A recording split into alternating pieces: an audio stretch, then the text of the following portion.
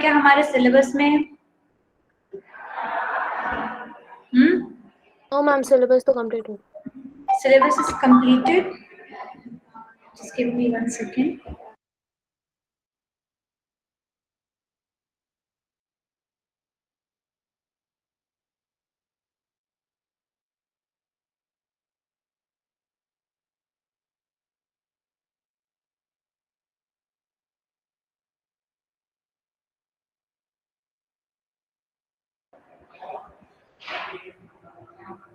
Yes. So syllabus complete हो गया है. कुछ हमारे पास और करने को बचा नहीं है. If you have any questions, we can start with that. Otherwise, what is left over, I will start with that. Because जो बच गया है उसे भी तो कुछ करेंगे. टाइम भी है. अगर आप कोई डाउट्स हैं, कुछ क्वेश्चंस हैं, और प्रांजल के जो इतने सारे क्वेश्चंस के डाउट हैं, बुक में ढूंढो, आंसर देखो. मैं तुम्हें पूरा सिलेबस फिर से नहीं पढ़ाऊंगी क्योंकि तुम्हें कहीं से कुछ क्वेश्चंस मिल गए.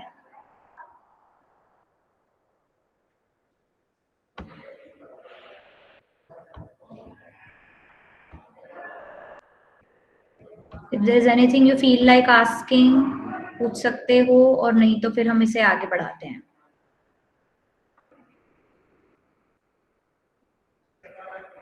एक बार हिस्ट्री के चैप्टर्स देखो और मुझे बताओ कि इसमें से केवल लास्ट ही बाकी है ना. If there is something else, देखो. मैम लास्ट ही बात. 1 minute. Yes.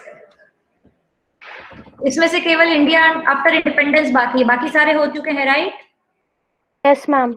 Okay. Yes, Then ma'am. let's have a look what happened in India after it got independence.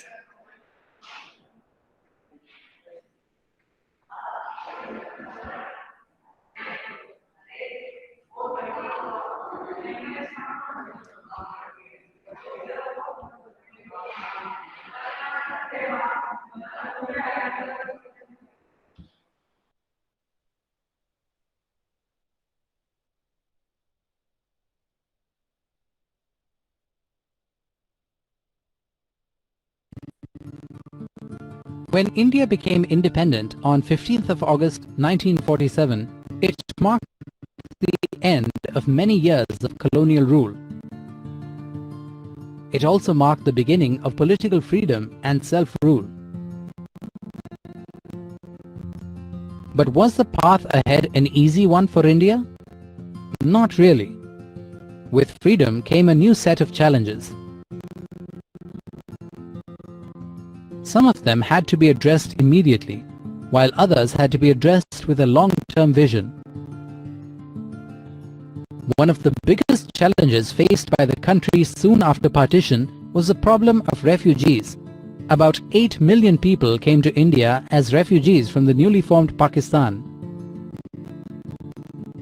This problem had to be tackled immediately as these refugees were homeless and jobless. They needed new homes and new jobs. Another immediate challenge came from the erstwhile princely states. Prior to independence, India was composed of about 500 princely states, each ruled by a Maharaja or Nawab. After independence, these princely states were to be integrated either with India or Pakistan. The question then arose, would they relinquish their power and join the newly formed nation, or would they prefer their independence? The challenge lay in convincing them to join and make a single united nation.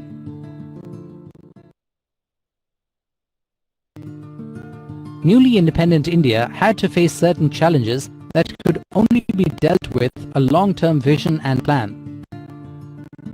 Those challenges pertained to unity and development.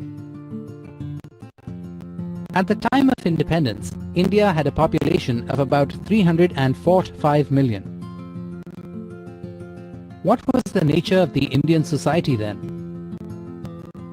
Caste-based divisions continued to exist between upper castes and lower castes in India. Majority of Indians were Hindus, but there were people who practiced other religions and faiths. people in different parts of the country spoke different languages. The social composition of India was diverse with respect to social and cultural practices, professions, food habits, etc. The challenge thus lay in attempting unity in this diversity that made up the fabric of the nation. Development was another major challenge that new independent India had to deal with. A large number of people lived in villages and practiced agriculture for their living. Their lives and livelihood depended heavily on monsoons. Agriculture and monsoon was central to the survival of many non-farming service groups such as potters, weavers, carpenters, etc., because if the crops failed, they would not get paid for their services. Many people in cities lived in slums. They didn't have the benefits of education or healthcare. Poverty was prevalent in Indian villages and cities alike. In order to eradicate poverty, the newly independent nation had two tasks to perform. Firstly, productivity in the agricultural sector had to be increased. Secondly, new industries had to be promoted to ensure more job opportunities.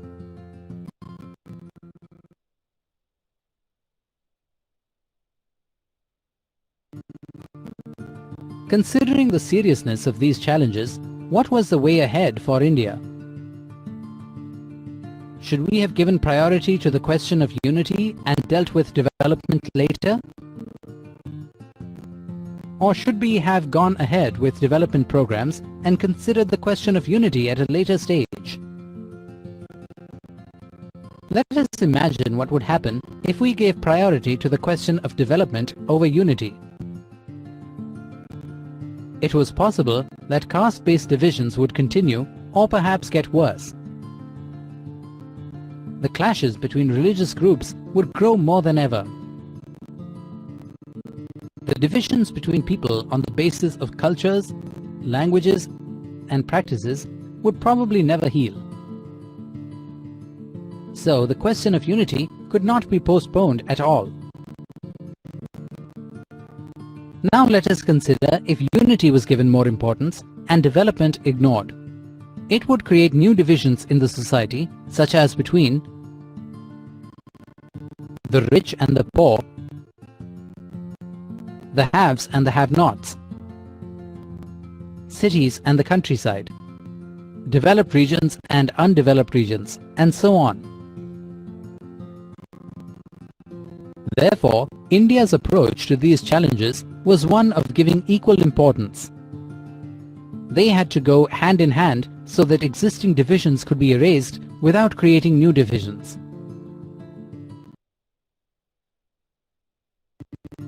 Identify one of the major challenges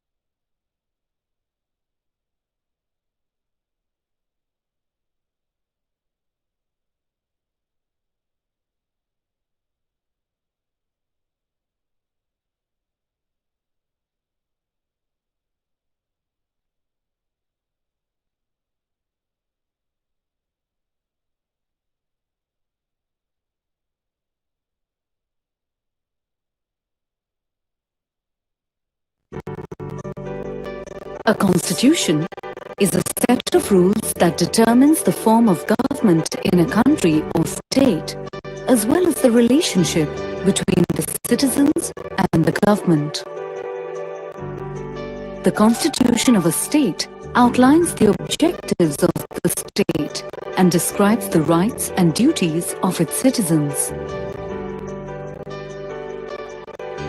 Let's take a look at how the Constitution of India was framed.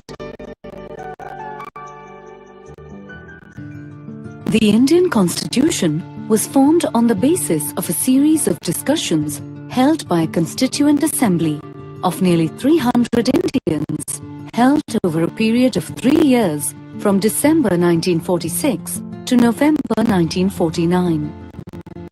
The discussions were held in New Delhi, while participants came from all parts of India and represented different political parties.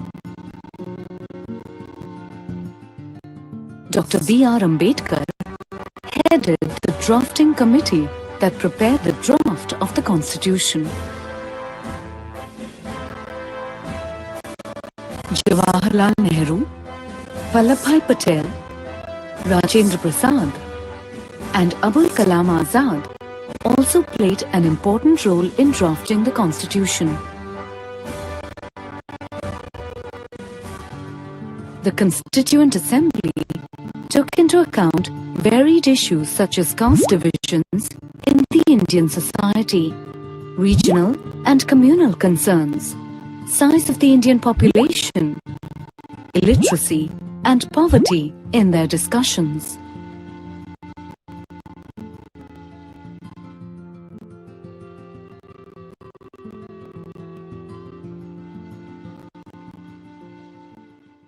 The Indian Constitution came into effect on January 26, 1950 and is commemorated every year on the same day as Republic Day. The new Constitution stood for secular values.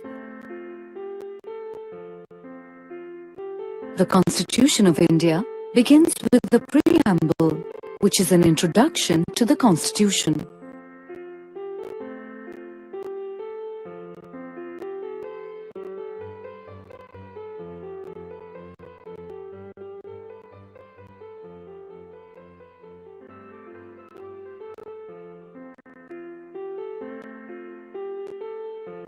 The preamble describes the Indian state as a sovereign, socialist, secular, and democratic republic. It says that all Indian citizens have the right to justice, liberty, equality, and fraternity.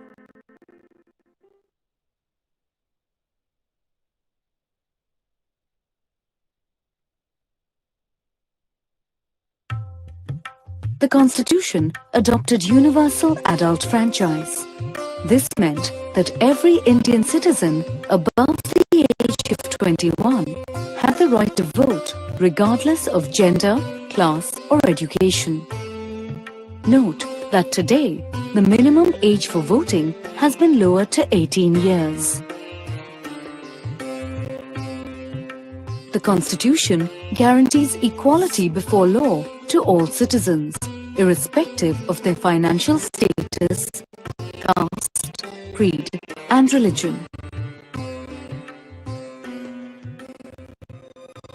The Constitution also offered certain privileges to the most disadvantaged groups in society, such as the people earlier referred to as untouchables or Harijans. The Indian Constitution refers to this group as scheduled castes.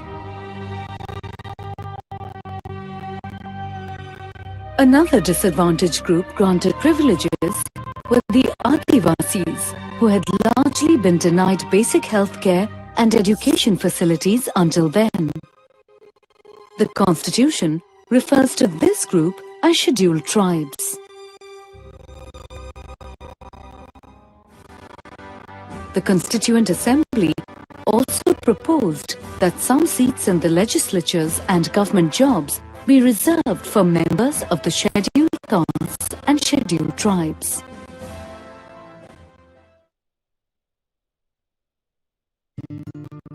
the division of power between the central and state governments was a matter of strong debate in the Constituent Assembly.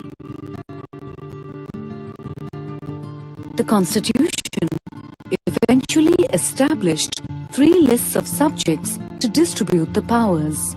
The Union list included subjects such as taxes, defense, and foreign affairs, which were the exclusive responsibility of the centre. Issues such as health and education were on the state list and would be addressed at the state level. The concurrent list included subjects such as forest and agriculture, which would be the joint responsibility of the centre and state governments. For a country with innumerable languages and dialects, another issue debated in the Constituent Assembly was the selection of an official language. Some felt that freedom from British rule should also mean freedom from the English language. Others who represented the non-Hindi speaking provinces were opposed to Hindi being used for official purposes. After several discussions, Hindi was made the official language of India, while English was selected as the language of official communication across states. The Constitution of India thus established equality before law for all citizens of India. Yet, as Dr. B.R. Ambedkar, the chairman of the drafting committee, pointed out, India had a long way to go before it could guarantee economic and social equality to its citizens.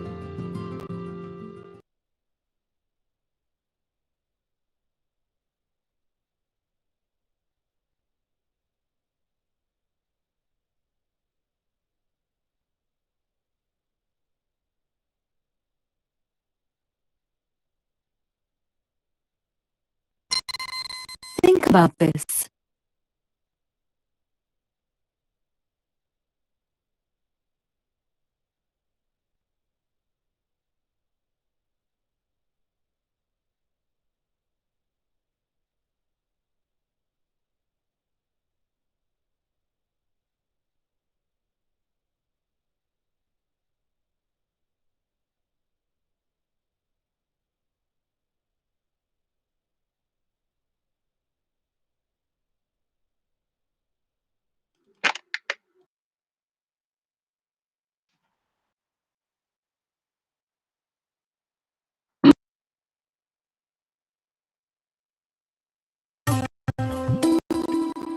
The map of India has not always been the way we see it today. There was a time when the Indian subcontinent spanned across the present regions of India, Pakistan, and Bangladesh.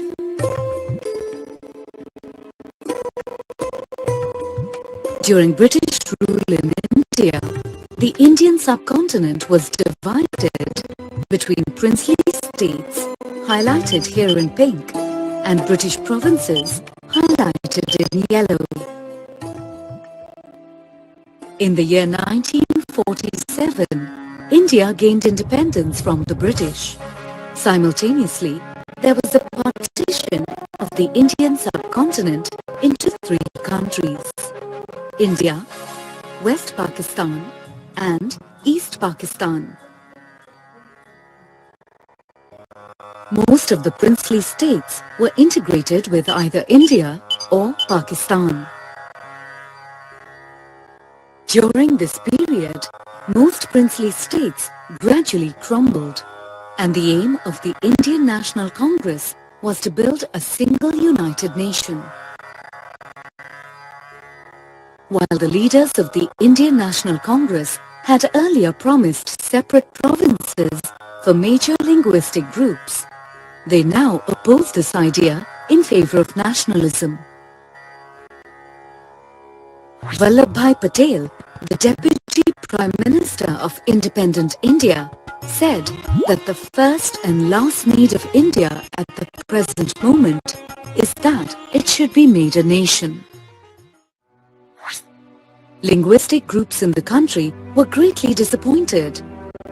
Kannada, Malayalam and Marathi speakers had looked forward to their own states, and hence they protested. The strongest protest came from the Telugu-speaking community.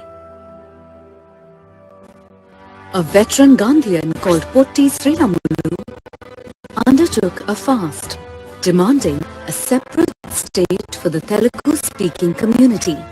His actions gathered a lot of public support.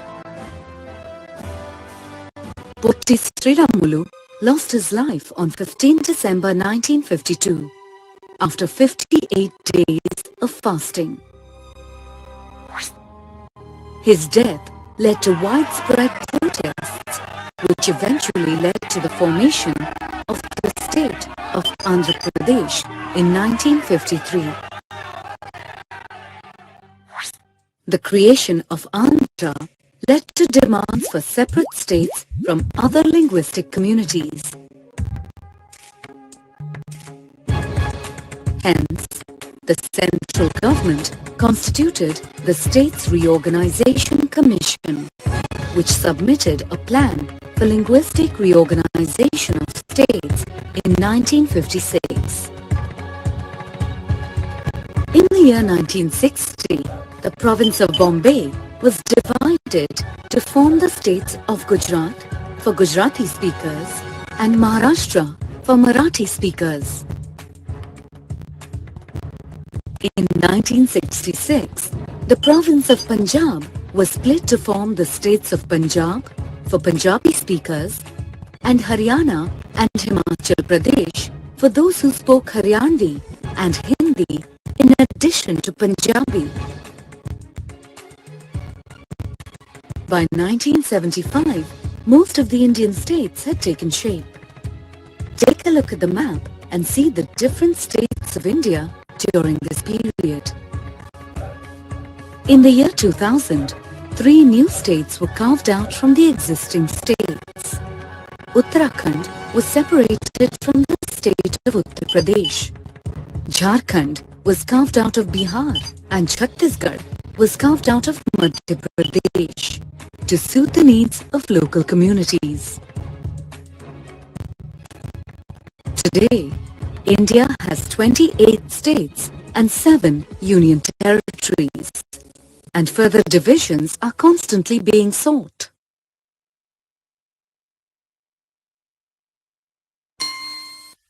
Think about this and discuss.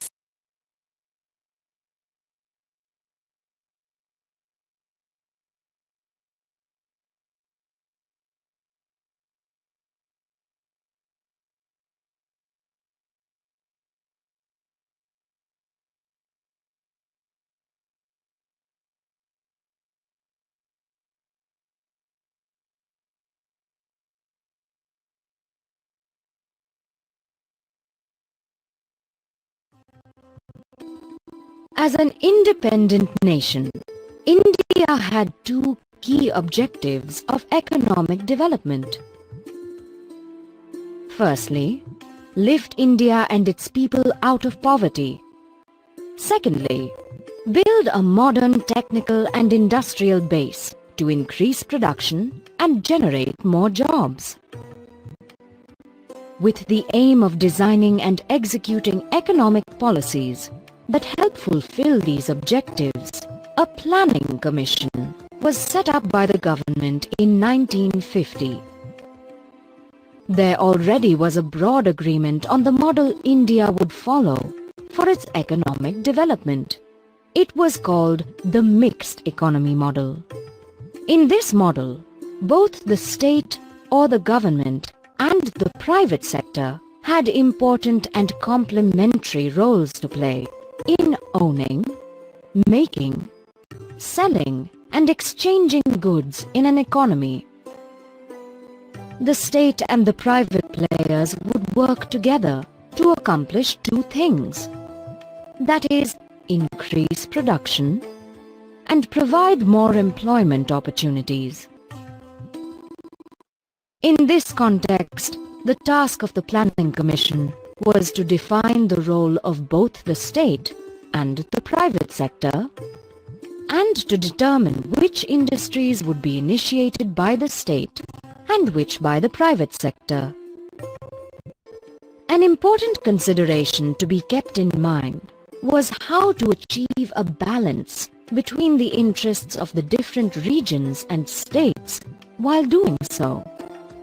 A great leap in this direction was the instituting of 5-year plans. What are 5-year plans?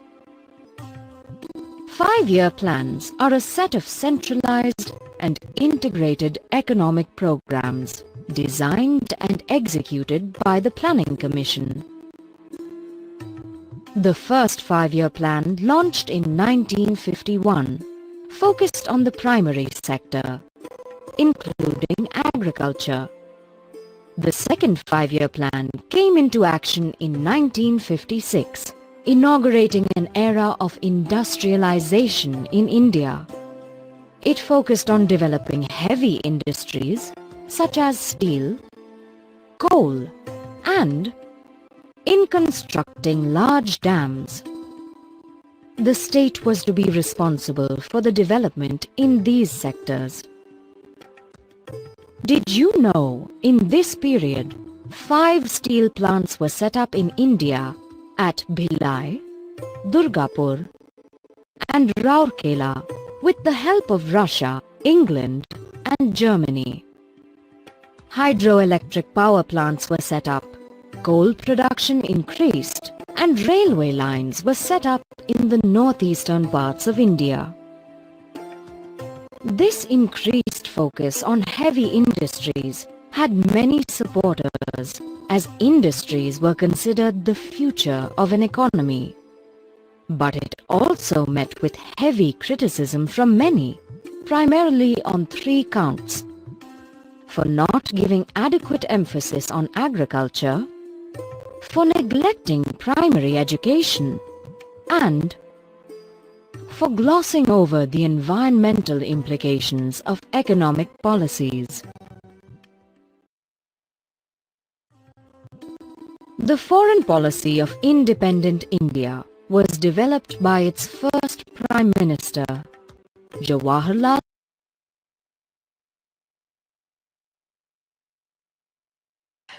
We do not think that the police has to decide whether the person is guilty or not. The decision lies with the judiciary. Police only investigates that who can be a culprit. They present it in front of the judiciary. Judiciary decides on the basis of witnesses, facts, and evidences if a person is guilty or not. So this chapter is going well. It's going to be a little more long. It is very comprehensive. It is basically all about how to build a nation. थोड़ा सा पढ़ लो, इच्छा हो तो कुछ discuss कर लेंगे. मैं अलग से नहीं पढ़ाना चाहती. अगर आपको कुछ ऐसा लग रहा है कि you need to ask, you need to discuss, feel free to do that. Is there anything you wish to ask to me, or should I conclude today's class?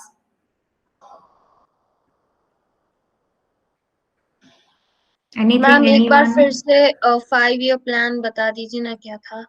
बेटा 5-year प्लान ये था, अभी स्क्रैप हुआ है 5-year plan. हम लोगों ने plan बनाया कि अगले 5 साल में हम लोगों का फोकस इस चीज पर रहेगा और जो देश के रिसोर्सेज थे वो उस तरफ डाइवर्ट किए गए. जैसे फर्स्ट 5-year प्लान इन्होंने बताया, it was focused on building industries.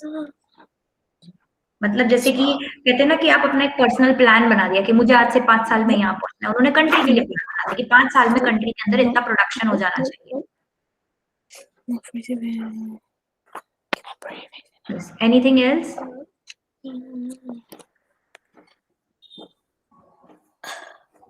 ये मैं कल बताती हूँ, मतलब नेक्स्ट क्लास में बताती हूँ. एल्बर्ट बिल, अब टाइम हो गया है. Anything else? चलो ठीक है, बाकी लिख के रख लेना, और अगर कुछ हो अगली क्लास में हम और डिस्कस करेंगे. So that will be all. Thank you and Sairam. Thank you ma'am. Sairam. Sairam बेटा. Sairam ma'am. Sairam ma'am. Sairam ma'am. Sairam ma'am.